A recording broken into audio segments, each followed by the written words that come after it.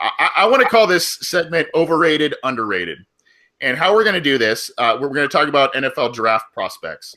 So I'm gonna put out a number of names that have been connected to the Bengals in one way or the other. Probably within the first 3 rounds. Now, you and I know enough about the draft and enough about prospects, just enough to be dangerous. We're not on the level of the Joe Goodberries and the Mel Kipers and all of those in the world. By the way, we'll be talking about that in just a minute as well. But I want to throw out some names, and I want you to say this player is overrated or underrated, and maybe a few sentences why. And then if Connor joins in, we can ask him some of those. I actually put in a couple of names specifically for him, but Scott, let's start with for the overrated underrated segment here. Reuben Foster, the linebacker out of Alabama. Do you believe that he is overrated, underrated, and why? Obviously, he's probably slated as being a top 15 pick in this year's draft. So do you think that that's warranted or not? I'd say if I have to go over under and I can't go like equal rated, I think for him, and I actually just watched a lot of video on him recently, so my view has actually changed. I have become a bigger fan of his now than I was even a week ago. That being said, I'll still say he is overrated. Really? Okay. And several reasons for that. One, as far as there are some really nice highlights. There are some plays you watch where you're like, wow, this guy's a big hitter. I think he is very good as far as sideline to sideline. He has the speed. He can cover. I think he has enough speed to cover at the next level. He can diagnose and read a play. He can get to the running back. He does all the things you want him to do. It's a little hard to gauge because he has such a dominating group in front of him. But from what you can see, it seems like when he kind of sees a play, he gets it. The one thing I would like to see more from him is a lot of his big plays. He does the Taylor Mays thing where he tackles you with his shoulder and doesn't really wrap up. He kind of goes for, pretty much bringing his limbs in, so he has like a bigger center of gravity, to kind of knock the guy, which looks really cool. But I've seen more than several plays where guys kind of bounce. I mean, they go down, but a bigger back I think would kind of bounce off of him because he's not trying to really wrap him. Why I would say overrated isn't so much that. I mean, on the field, there's a lot to like about him, but it's the reason he was kicked out of the combine. The medical red, or the not red shirt, just the medical red flag. The issue with the shoulders, the surgery, those things, how it could be a lingering issue. So being that there is an injury risk, I think that's where the overrated comes in, because ideally you don't want to pick on somebody who you don't have that confidence. And granted, I'm not a doctor. I've not had a chance to check it.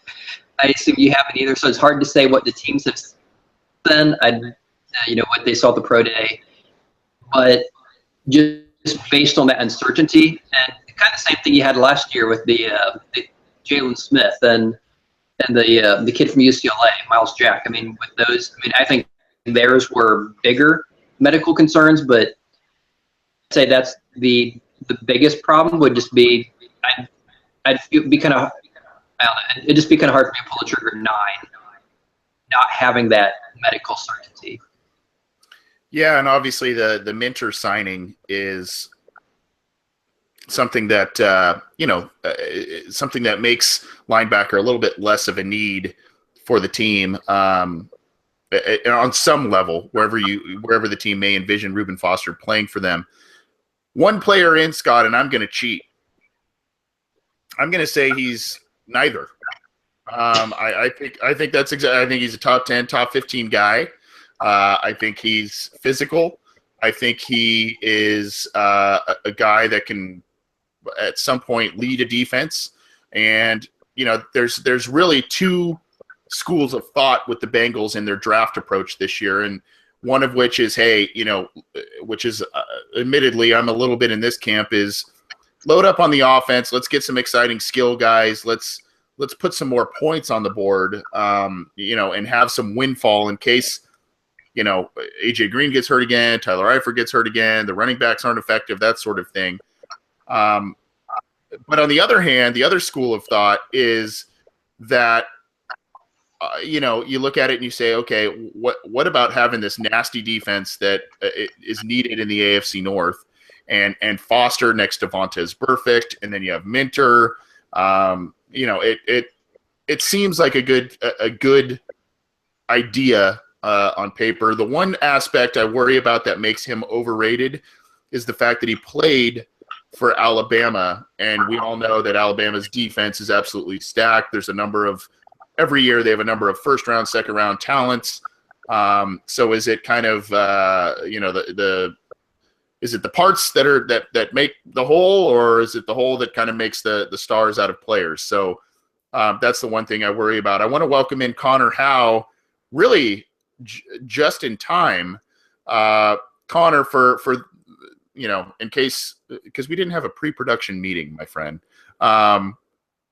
What we're doing, we're talking overrated, underrated in prospects. I'm going to give you a name, and you tell me whether they are overrated, underrated, in a couple of sentences as to why you believe that. And we just started, buddy. Your timing is impeccable. We just started with Alabama linebacker Reuben Foster. Your thoughts, overrated, underrated, and why? I think among Bengal fans, it's really easy to say he's overrated. Unless, he really is the next Luke Kuechly, I think it's hard to justify picking him in the top 10. I think that the notable stat that always gets thrown out there with him is that he had 0 forced turnovers throughout his time in Alabama. And it's really just the value of picking an inside linebacker in the top 10. I don't think that he would play next to Burfict in the nickel. I think that Vigil would do that. So it really doesn't just seem productive. It seems counterproductive to pick him. And that being said, maybe as a player, he might be, properly rated. We don't really know. But I think among Bengal fans, thinking that he's worth the number 9 pick as opposed to someone else, like I don't know. For me, in my case, it'd be a defensive end, because people say, well, in the second round of these mock drafts, these defensive ends are still there, which we really don't know if that's going to be the case on draft night. Things are going to change. So for me, I think he's overrated. I think he's a good player. I think there's a chance he could, become the next, great middle linebacker. I just don't think the Bengals need that right now. Yeah, that's you're kind of echoing a lot of Scott's sentiments, some of mine, but I think we all agree. Obviously, good player, relatively high ceiling that's ahead of him. Could make for a very, very physical and mean defense for the Bengals. Lined up to other guys, but it remains to be seen whether or not he will be worth that top 10, top 15 type of selection that a lot of pundits have pegged for him. Let's move on to the offensive side of the ball. And this is a guy, and I'm going West Coast homer on this one. I like this guy. Not a lot of people on Cincy Jungle like this guy. I'm not completely sure why. I think part of it is because a lot of the nation doesn't get to watch a lot of USC games because they usually play at 7 or 7:30 Pacific. I'm talking about Juju Smith-Schuster, the wide receiver out of USC. I like this kid. I think he's got more speed and more boundary speed than people give him credit for. I've seen him in person. He is built very well. He's about 6'1", 6'2", and he's like 215, 220, and he's chiseled. I see a little bit of Anquan Bolden in him. I see a little bit of but I also see some ability to stretch the field and do things yards after the catch that Bolden can't do. That doesn't mean he will be anywhere near Bolden's career. I'm calling him underrated. I'll start with you, Connor, again. Juju Smith-Schuster, wide receiver, Southern Cal, overrated, underrated, and we're talking about probably in that second round range, whether it's early second round, mid second round, whatever. I mean, he's pretty much pegged in that area. What do you think?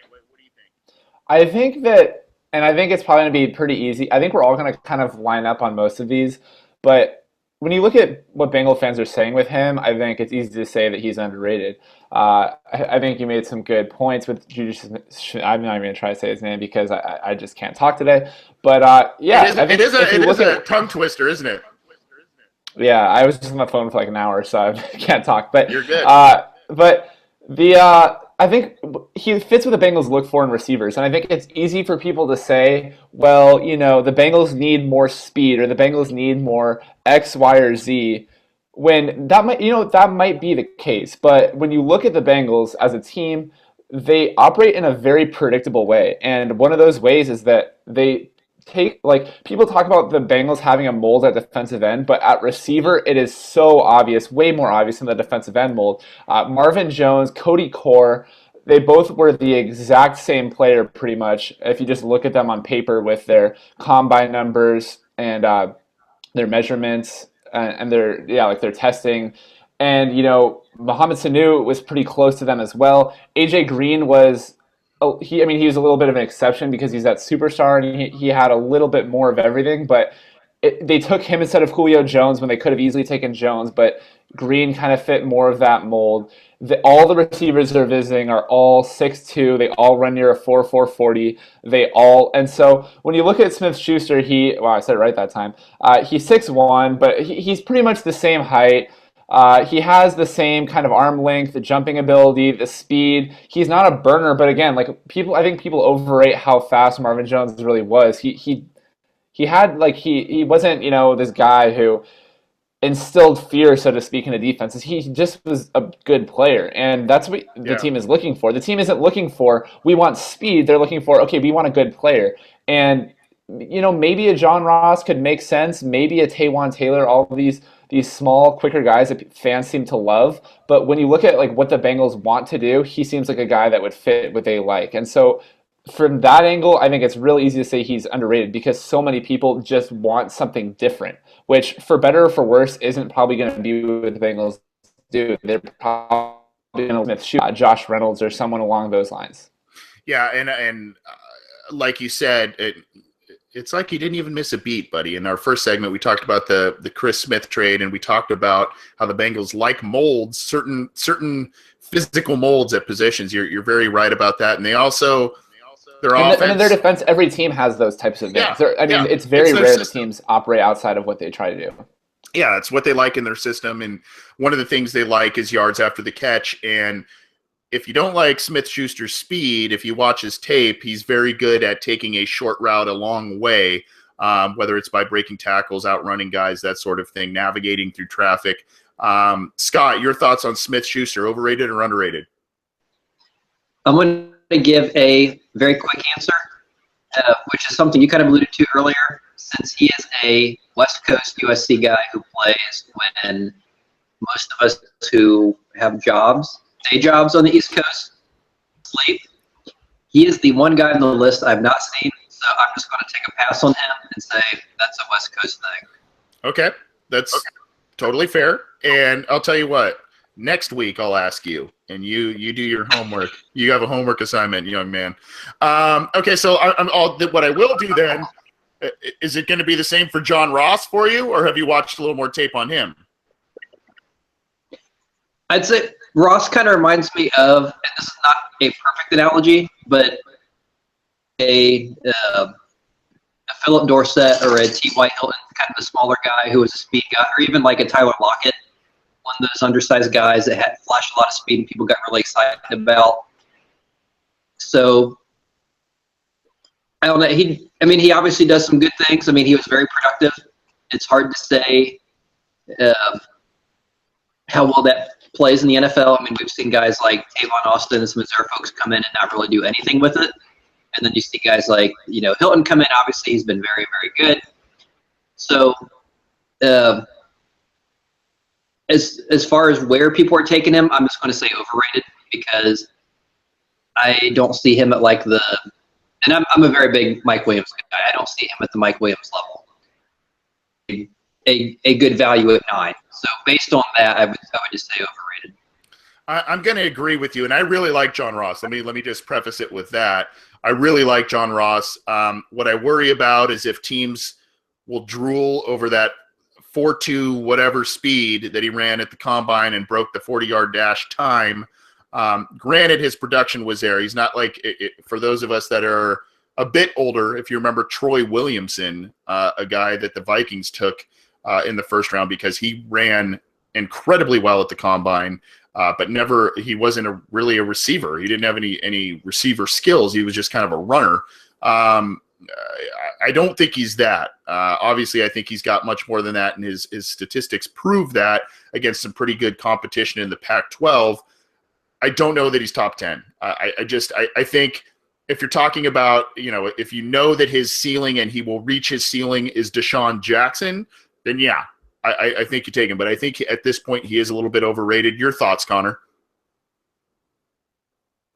Sorry, I couldn't find that mute button. But I think John Ross, I think you guys kind of hit it on the head. I think he's overrated. And I think he's a really good player, and people are going to love his college production. But again, it's like, do the Bengals really need a guy like John Ross? I mean, people love to say that the Bengals need a deep threat, but they just need good players. They need their draft picks to pan out. And so saying that, I just don't like the idea that John Ross would be better for the team than a different player just because he's a different type of player.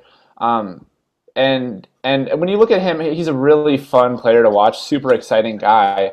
But with him, I mean, and it's a really bad comparison, but when I see him, I think of Brashad Perriman because he's a really fast receiver with extensive injury history.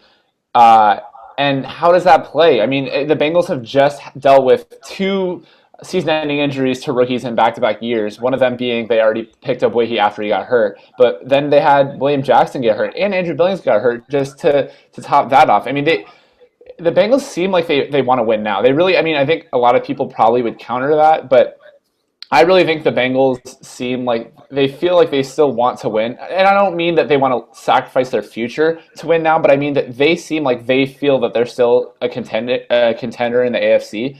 And the AFC feels weak, so that would make sense. But all that being said, it doesn't make sense to draft another guy who there's even any sort of potential that he could miss time early, especially for a first rounder in a year where, again, we've had back-to-back years where the Bengals are getting reamed for all these off-season losses they're taking. So why, again, would we take a guy who could potentially miss, even if it's like the first few games? It just doesn't feel right.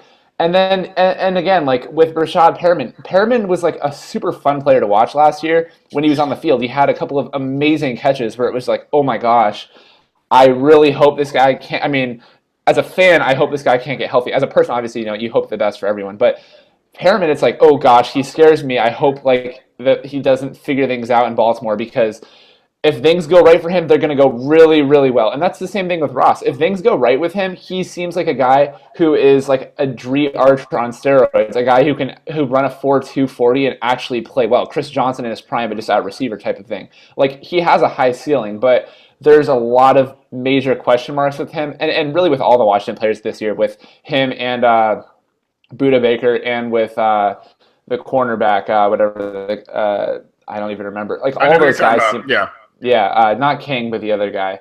I don't even know. But all those guys they're all really good players, but it's just, and it's unfortunate for them that they have those question marks that they have to be answered. But Sidney Jones, that's who the corner is that I was thinking of.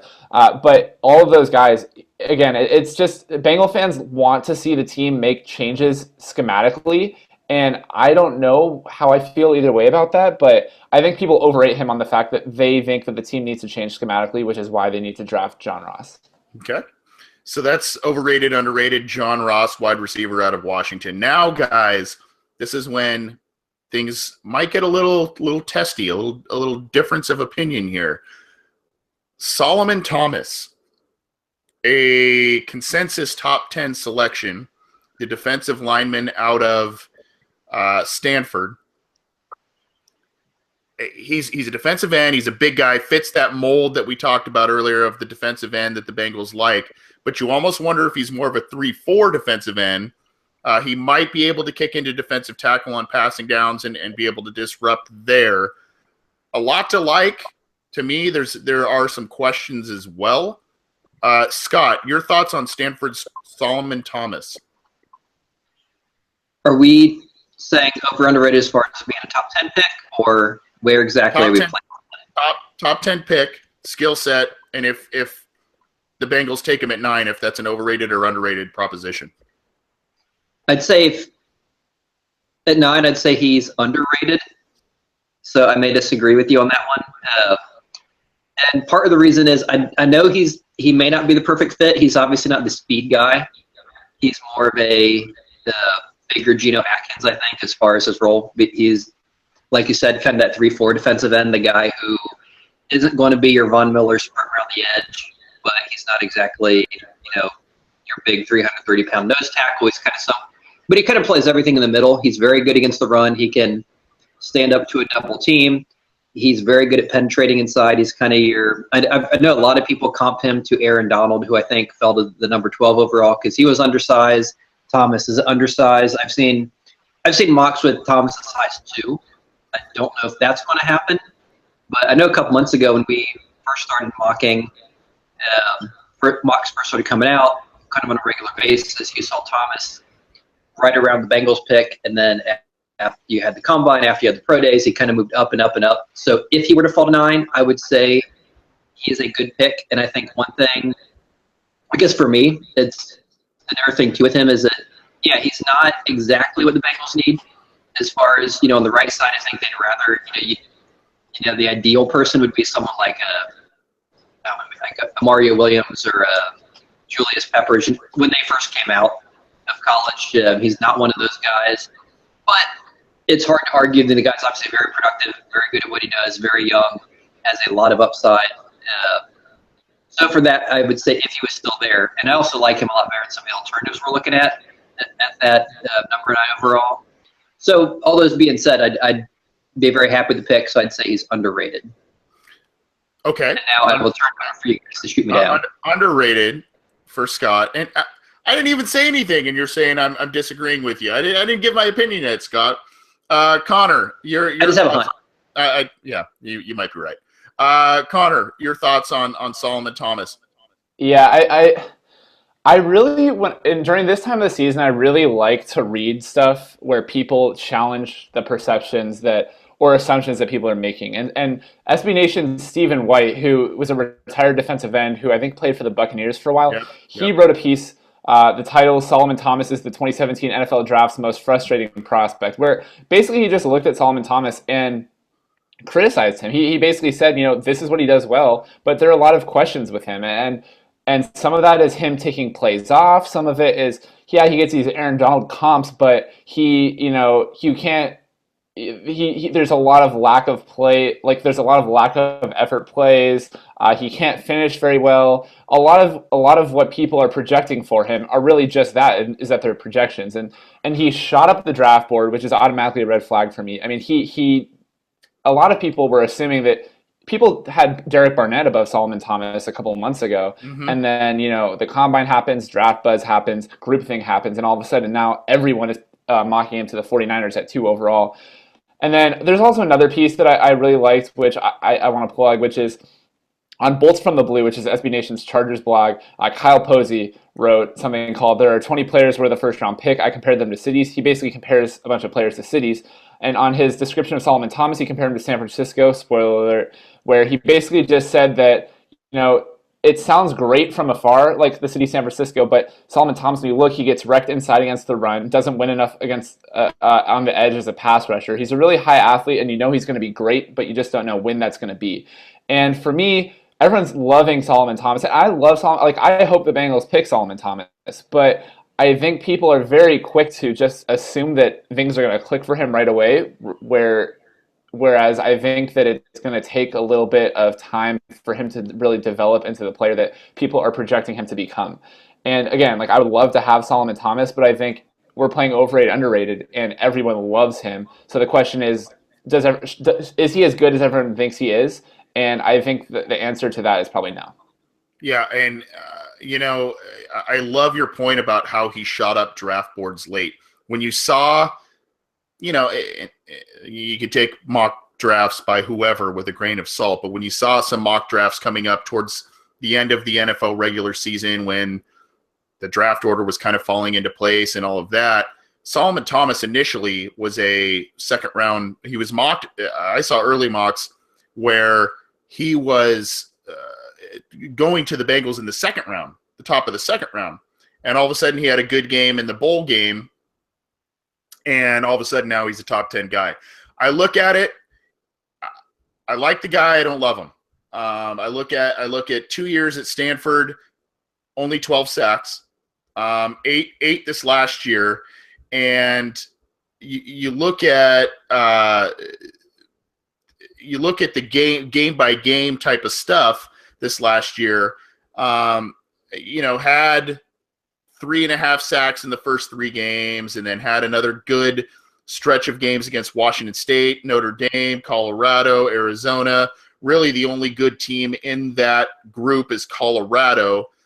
Did have 1.5 sacks in that game, but the other teams had really down years. Then you look at a stretch against Oregon State, Oregon, and Cal, who did not have good years, and he had one sack in 3 straight weeks there. I'm sorry, he had. I take that back. Against Oregon State, Oregon, California, and Rice for 4 straight weeks, he had 0 sacks in those 4 straight weeks. And those are teams that were not very good last year. That worries me a little bit. And then he had the good game against North Carolina in the bowl game. I like him. I think I just like some other players more than him at number 9 for the Bengals, especially since I'm a little bit more on the offensive side of the ball, type of that side of the fence, I guess. So I mean, again, I like him. I just wonder if he's really a true fit for the Bengals. Connor, you had an additional thought on Solomon Thomas.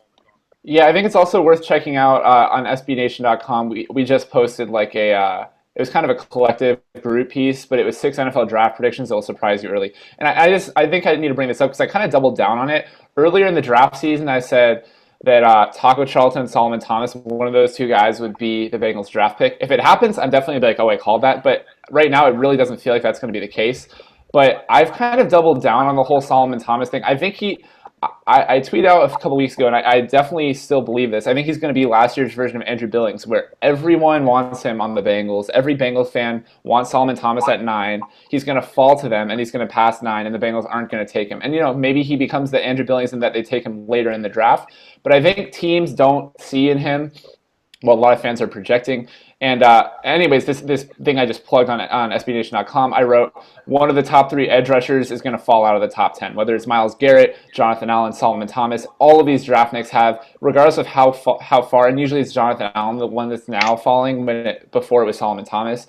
I think Myles Garrett might not. I mean, I don't know. I think there's a chance he doesn't go number 1 overall. I think one of those 3 guys is going to fall out of the top 10, and I think if that actually happened right now, if people even mocked that, people would be shocked. Like fans would freak out over Jonathan Allen falling, past the Bengals, or Solomon Thomas passing the Bengals, Myles Garrett passing the Bengals. I really think that one of those 3. I just think that you look at even like I remember the 2011 draft, and they had like. It was one of the most stacked edge rusher classes of all time. They had like Von Miller, J.J. Watt, Ryan Kerrigan, at least 5 like first round caliber, top 10 caliber edge defenders, and only I think 2 of them went in the top 10.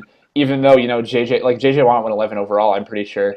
And Kerrigan went like top 20, I think. Like there were just a lot of really talented edge defenders that year. And it's just, once the draft comes, things change. Quarterbacks go in the top 10. Offensive linemen shoot up the board. Teams really value that a lot.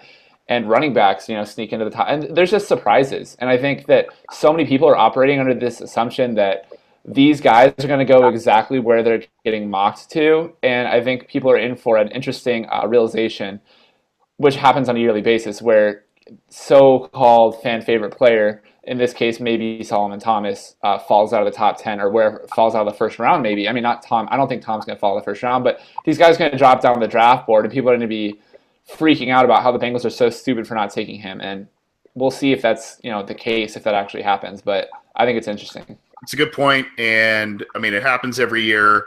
Teams move up to get a quarterback. Teams move up and around to get guys, and then This year, luckily, if you view the edge rusher as a major need for the Bengals, luckily this is a very, very deep draft for guys like that. And I do agree that somebody will probably follow the top 10 that is projected to go there inexplicably. I love the Billings reference. If you remember last year, that was a guy who was mocked to the Bengals in the first round by a lot of mocks, and they got him in the fourth. So, those kinds of things inexplicably happen. Hopefully, side note, hopefully Billings ends up being a good player for the Bengals. But by the way, Connor, you might as well be wearing an SB Nation hat tonight, buddy. I mean, you are plugging the heck out of SB Nation, and rightfully so, because if you don't know, Connor not only writes for the Bengals SB Nation site, Cincy Jungle, but he also writes for SB Nation's mothership site, sbnation.com, and does stuff. So I salute you, buddy. I know you got to plug it. I know how that goes. It's good stuff. Let's move on. We've just got a couple more because for time constraints here. And again, if you're just joining us live, we're talking overrated, underrated in terms of NFL draft prospects, and we've gone through a few already. You mentioned him a second ago, Connor, but I will start with Scott here. But you mentioned him a second ago, and I know this is Connor's guy. Taco Charlton, the Michigan defensive end. Pretty productive year statistically last year. Again, one of those guys that you could see going in the top 10, or you could see maybe being, a mid to late first-round pick, depending on how things play out. Scott, you as an Ohio State guy probably saw quite a bit of Taco Charlton and know quite a bit about him. Let's try and take those Ohio State shades off for a minute. And your thoughts on Taco Charlton, overrated, underrated, especially to the Bengals at number 9, which they would probably need to take him unless something crazy happens and he ends up in the second round, which I would highly doubt that happens.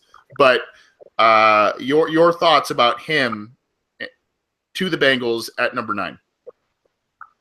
I'm going to try something fancy to see if I can get multimedia to work. Don't get hurt.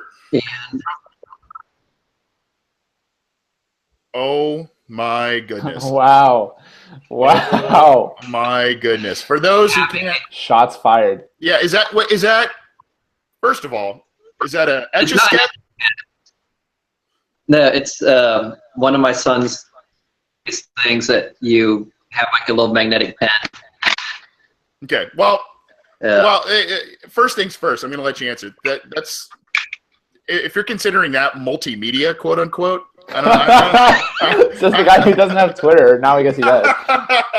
I don't know. But anyway, for those of you that are just listening to the audio portion, Scott held up I don't know what you call that, a magnet thing or a Etch-a-Sketch type of thing, saying overrated. Overrated. Why? I think I have to say overrated, and it's not just the Ohio State thing. I mean, I think he's from Pickerington, which is a suburb of Columbus, then went to Michigan. So yeah, could maybe be a little bit, even though he never really did a whole lot in all his years there against them. But from what I've seen, I've never really come away wowed by him, and it could be I've just not watched the right games. He seems to play more like a linebacker than a defensive lineman when it comes to the run support. He seems to get eaten up too easily by offensive linemen. I think he's probably a better pass rusher than Derek Barnett, only because he does more than one thing. I do like that he has several different moves he can do, and he's not just a sprint around the outside kind of a guy. There's things I like. I would like to see a little more production. I'd like to see a little more. I guess, yeah. I'll just put it at that. I mean, I could go on forever and ever. And for the sake of time, I'm just going to say, yeah. From what I've seen, I think he's a good player. He's not a number 9 overall player. So, I'm going to have to respect what the Doodle Pro said and leave him underrated. So you said overrated? Sorry, overrated. Yeah. All right. Let's not flip flop too much there, buddy. Come on now. Connor, I think I might know where you are going to go. Here's my thing. I think overrated, but slightly.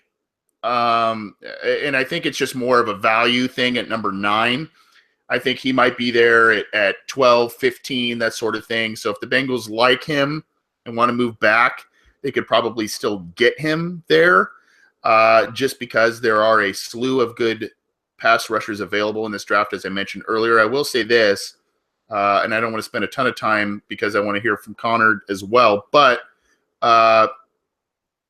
in some of the big games, bowl game against Florida State, a sack, big game against Ohio State, 2.5 sacks. He at least is producing in the big games, which I like to see personally.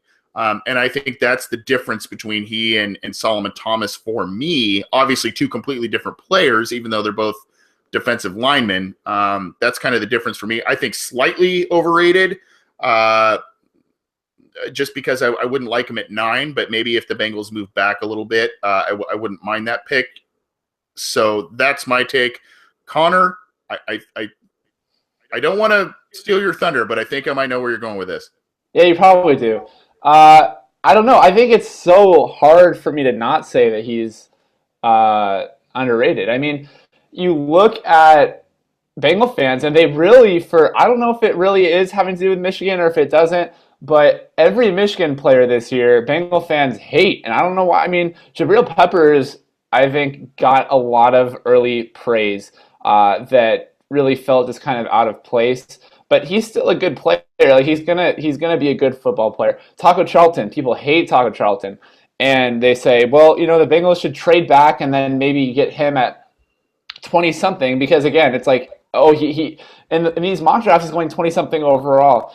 But I don't know. It's kind of like my whole Solomon Thomas argument that I think teams are afraid of these tweener types like Solomon Thomas. They don't want to take that risk so high. But when you have a guy like Taco Charlton, he's built well. He's tall. He's like he just fits the mold, obviously. And I know the Bengals seem like they're swaying away from that mold, but he has like prototypical size for any team, really. I mean, he could play 3-4 and he could play 4-3 and again, like I think the biggest knocks on him to me just don't make sense. Like the number one being again like, oh well, he'll be there at 22, but we really don't know where any of these teams are going. Especially you look at the draft order, and behind Cincinnati you have Buffalo. They might not. I don't know. I could see them taking it Taco Charlton. New Orleans, he's been mocked there a lot. Cleveland probably won't. Arizona, I could see him playing there as a 3-4 end. I mean, they just lost Calais Campbell. Taco Charlton seems kind of like a pretty good shoe in there. Philly, I probably wouldn't go there, but Indianapolis, probably. I mean, they lost a couple of edge players. Baltimore, he could go there. So it's just all of these teams behind the Bengals, I could see any of those teams really virtually taking him. And I don't like that argument against him. And then again, number 2 is the whole lack of production, which I think Anthony kind of hinted at. It seems just kind of like a weak argument. And I was talking about someone on Cincy Jungle was saying that he likes his prospects with at least 10 sacks or else like they, and I think he was kind of a troll. I don't think that was actually like a serious comment. Who was that someone? I don't have. Someone was saying, "Oh, I only like my prospects who have 10 sacks in college," and I was just going kind of like, which good in the NFL don't have sacks. Among them, J.J. Watt, and I looked at J.J. Watt's production, right, and he was a transfer. I think he walked on to some school, but he had 11 sacks in 16 games at Michigan, at Wisconsin, and he did play because I see he had all these tackles for loss. And people are saying that Taco Charlton had like a lack of production. I mean, he had 15 sacks and 22 tackles for loss over the past 2 years in only 22 games. That's a tackle for loss per game. And I don't know. I don't know what more people want from him because I'm not trying to say he's a superstar and his production, jumps off the charts. But if that's a lack of production, I mean, sign me up because like you look at the numbers, it's probably pretty close to I don't know, maybe I don't know what Carlos Dunlap had in college, but I would guess he didn't have these eye-popping numbers. And then again, it's kind of where today's NFL is going, is these big, uh, athletic defensive ends. And sure, there's a lot of things you can knock him for. He's not a perfect prospect by any means, but the two biggest knocks on him are knocks that I just hate, and I would hate with any other prospect. I don't like him with Malik McDowell. I think McDowell would be a good pick for the Bengals. I think that it's just the notion that a guy has a lack of production in college when it's not about college numbers. It's about what you do when you become a pro. And then the idea that he'll be there on the board later in the draft when we really don't know if he's going to be on the board or not later in the draft. And for that reason, just Bengal fans not liking him. That's my argument. I mean, people are going to dislike me for saying that, and that's fine or whatever. But I just think he's very underrated because people really want to just dig into him. That's all right. I'm sure all the people that like Solomon Thomas don't like me at the moment right now, so that's fine. That's fine, and that's what this is about. Agree to disagree. So let's just do a couple more, just for for time's sake here. We've talked at length at running back, and last week we also explored running back possibilities and all of that. I think I would assume a lot of us would think maybe Leonard Fournette is overrated, so maybe we won't go there. Let's talk about a guy who is still linked to the Bengals, but has not had the same amount of, I don't know what you want to call it, publicity, or same amount of the amount of links to the team that Joe Mixon or Fournette has had, and that's Dalvin Cook, who, by the way, just met with the Bengals on a visit. So I look at him, you look at 9, and some people don't like Fournette at all. Some people love Joe Mixon. A lot of people don't like him because of who he is off the field. And then you got a guy like Dalvin Cook, who also has some off-field stuff that has kind of been swept under the rug a little bit, I guess, because of Joe Mixon and what happened with him. But Cook is a guy who can catch the ball well. He runs between the tackles well, and he's a very versatile player. One of the top backs in this draft. I guess it kind of depends a little bit on your thoughts on if the Bengals need running back, but Dalvin Cook at number 9, or Dalvin Cook as a prospect, Scott, overrated or underrated? If we're saying 9, I think I'd have to say overrated with him or Fournette or McCaffrey or anyone. If we're looking at their second-round pick, I would have to say he's underrated.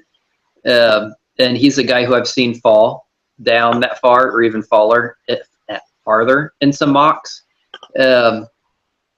At least for me, the knocks on him are, yes, he does have the off-field stuff. I think it was stuff he was charged for, but might have been dropped. So I think it's a little different than Mixon, where it was a one-time thing, but it was caught on camera. And as everyone knows, once it's on camera, once it's out there, public perception is a lot different of you.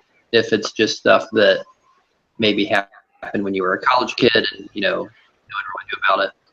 But the thing he kind of reminds, and this is a horrible analogy, but I think if you're on the Bengals, he would kind of be Jeremy Hill, because neither one is a very good receiver, but I think he can be a 3-down back. I mean, he's very elusive. He's much more elusive than Hill. He can make people miss. He has the speed, but he's not going to do the stuff on 3rd down that Giovanni would do.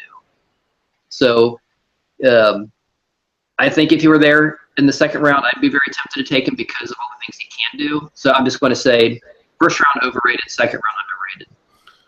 I'm going to dispute you a little bit. I will say overrated at number 9 personally, but I will dispute you a little bit on the receiving aspect. Though his first couple of years he had 22 catches, 24 catches, not really a big deal.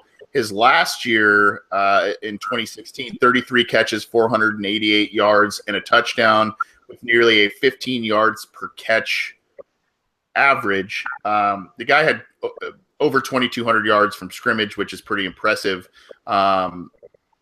So I don't think he's a great receiver, but I think he's capable. So I'm going to dispute you on that a little bit, but I'm going to agree with you a little bit on him being overrated and even though I think the Bengals need some help at the skill positions, maybe running back falls down the pecking order a little bit, but I do think he's a little bit overrated, especially at number 9. Connor, your thoughts on him? I think he's overrated. I think it's pretty easy to say. I think, like you said, his off the field stuff gets really swept under the rug. And I'm not saying people are trying to sweep it under the rug. It's just it kind of it's like people aren't even really talking about all of these. I'm trying to like pull up, what this stuff is, but he has like an extensive like.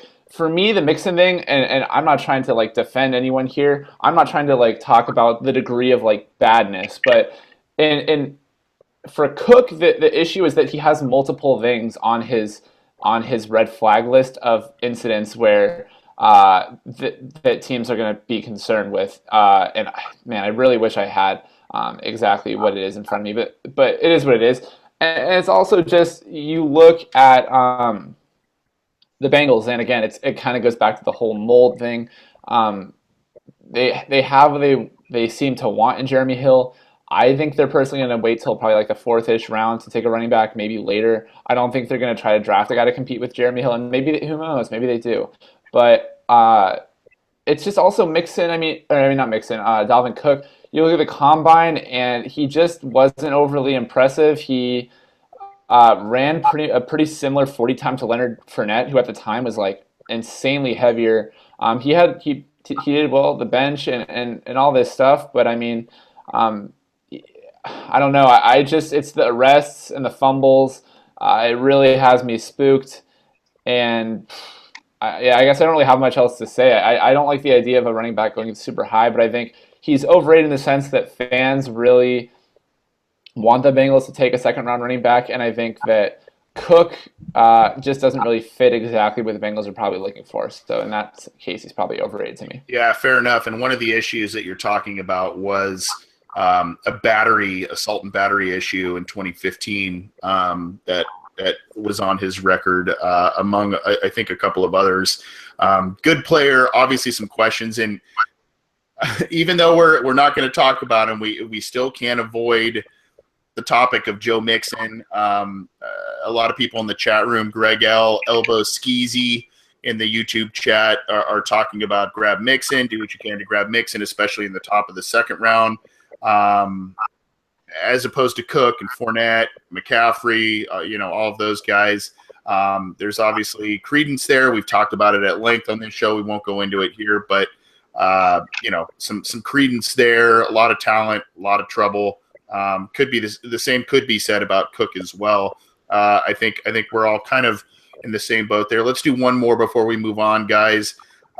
O.J. Howard, another Alabama product who, in the rare mock draft occasion, has been tabbed to the Bengals at number 9. You look at him and you say, do you say this is the next Rob Gronkowski? This is the next Tyler Eifert.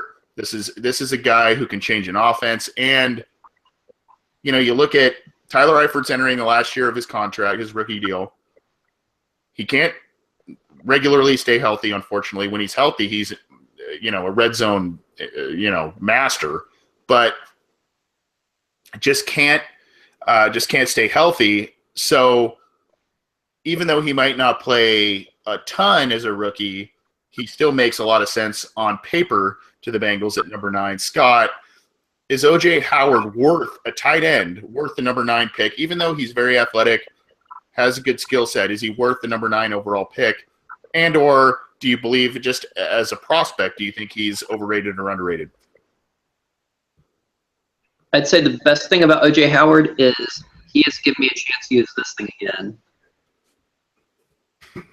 We'd have to say he is overrated, and I'm going to give a couple brief reasons.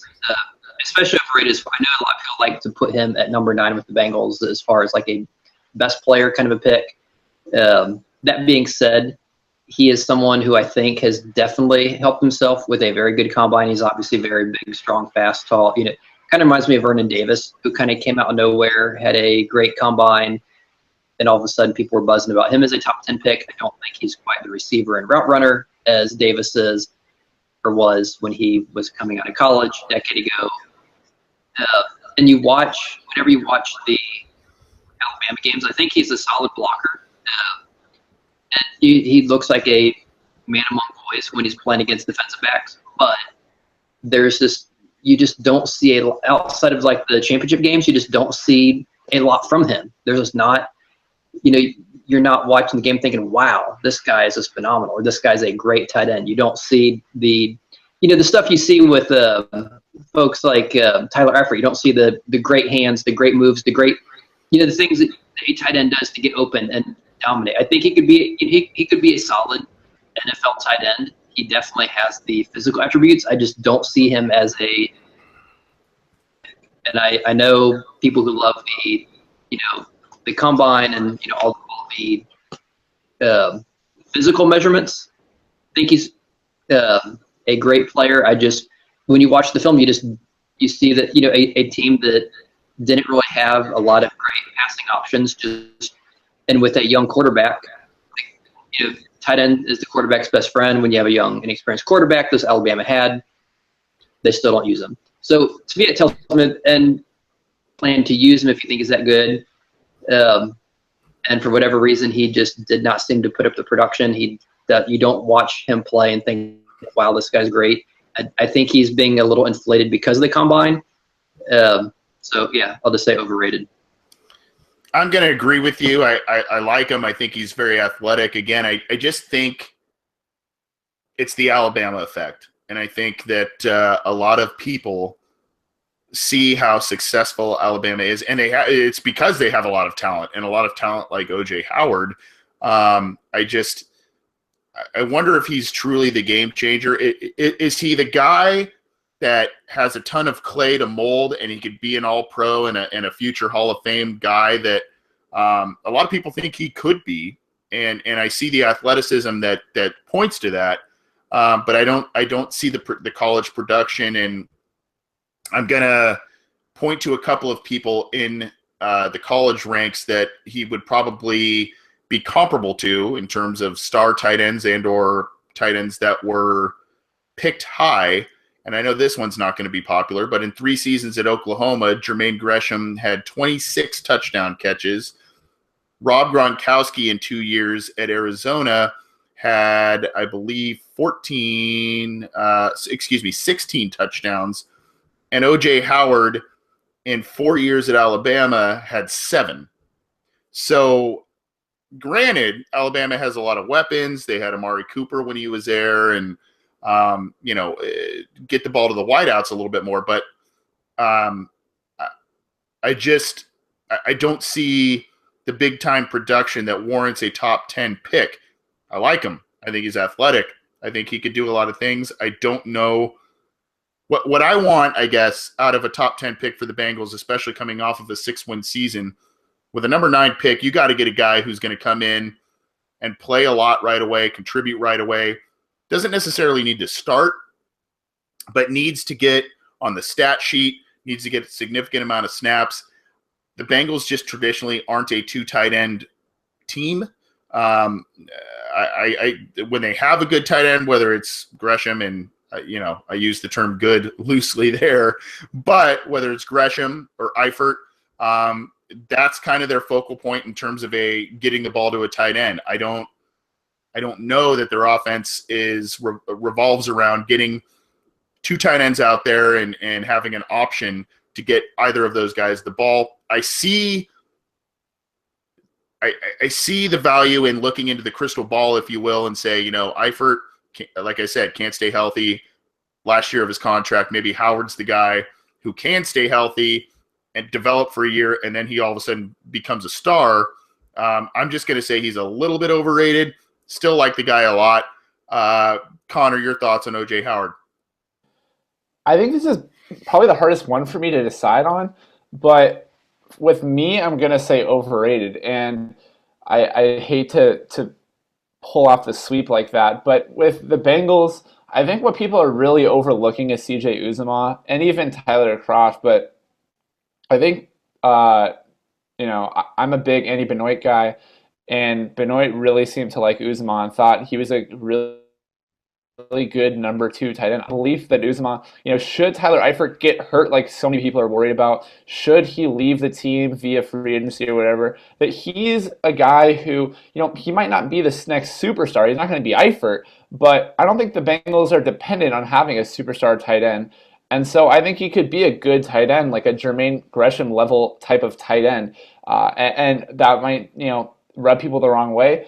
But so there's that. And then the second thing, which I really think hurts Howard, is that, and this is just very vague research, but I go to Walter Football's tight end rankings and I see 16 guys that Walter projected that had who could go as high as the 4th round. 16 tight ends that could go in the first 4th round or first 4 rounds. There are a lot of talented tight ends in this year's draft class. And they might not be the OJ Howard, and OJ Howard has a really high ceiling, whatever. But I think that it's worth mentioning this. Tight end is becoming a lot.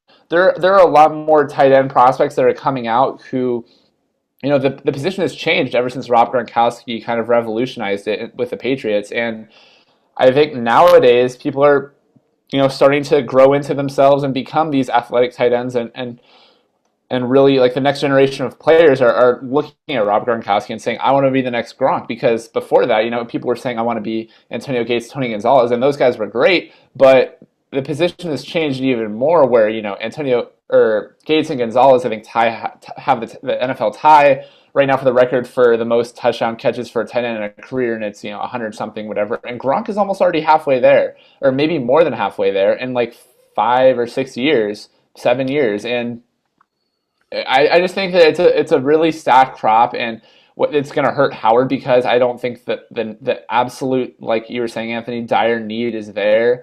And then on top of that, I think that he's overrated because people are just throwing around these buzzwords. Like, I've heard so many times that he's the safest pick in the draft, and nowadays you can just say one thing about a guy and it's going to stick with him through forever. This overrated underrated game, the reason why all of us agree on everything, it feels like, is because one person will say one thing about a guy and then everyone agrees with it. Solomon Thomas has a good combine, shoots up draft boards, people love him. Myles Garrett, people have been saying he's going to go number 1 to the Browns forever. Is he that much better than the next defensive end behind him? I don't know, and I'm not going to pretend like I do. Maybe he is, maybe he isn't. But people are all just saying that, OJ Howard is so safe and he has such a high ceiling and such a high floor. To me, it's just talk. It's just buzzwords. I really don't know, and maybe I should watch more film, but I just don't really. I think that it's such a trope to just say that he's so safe and that the Bengals need a tight end because Eifert's going to get hurt again. I think it's lazy, and I just think it's just, if you're talking overrated, underrated, not should they take him at 9, I think it's hard to say that he's not overrated. Tom Brooks in the YouTube chat room made a very good point that Alabama QBs are not that great, especially at passing the ball, throwing the ball downfield. You look at Jalen Hurts last year, the guy who played 15 games for Alabama in 2016, though he wasn't necessarily the starter from day one. He came in that first game against USC to relieve the previous starter. And you look at it and had a pretty good year, 23 touchdown passes, 9 interceptions. But you also look at it, he ran the ball 191 times. And obviously that takes opportunities out of the hands of guys like Howard, who have talent. And I mentioned the lack of stats last year. So that does play into Howard's corner.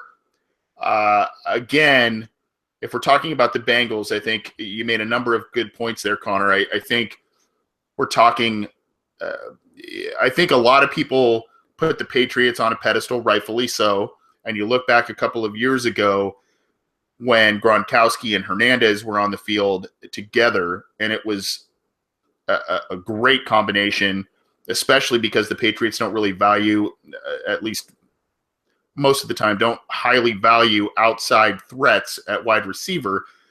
We all know what happened to Hernandez, obviously, and for lack of a better words, he's a turd of a human being. But on the field, those two together, when they were on there together and playing well, it was a great combination.